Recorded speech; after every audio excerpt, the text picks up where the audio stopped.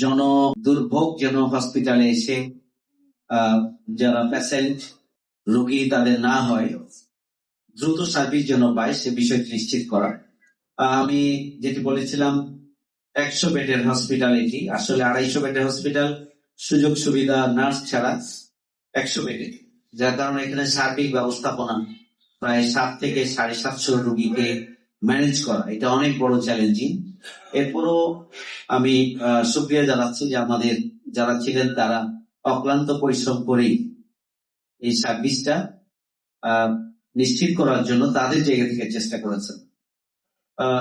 অন্যদিকে আমরা যদি চিন্তা করি যে জনগণের তো আকাঙ্ক্ষা এবং চাহিদার শেষ নেই, তো জনগণের ভোগান্তিটা স্বাভাবিকভাবেই, মানুষ তো 100 বেড 150 বেড 250 বেড বুঝে না, মানুষ আসে সার্ভিসের দিন, এসে সার্ভিস না পেলে এর কারণটা মনে করে যে কর্তৃপক্ষ আমাদেরকে সার্ভিস দিচ্ছে না। এটা হচ্ছে ব্যাপার। এই ব্যাপারটা হচ্ছে যে আসলে আমাদের সক্ষমতার চাইতেও এখানে রোগীর সংখ্যা বেশি, আবার আমাদের সামর্থ্যের সবটুকু দিয়ে করলেও সবটা কভার করা সম্ভব নয়, বিষয়টা এই জায়গায় আছে। এরপরও আমি সবগুলো জায়গায় যাওয়ার চেষ্টা করেছি।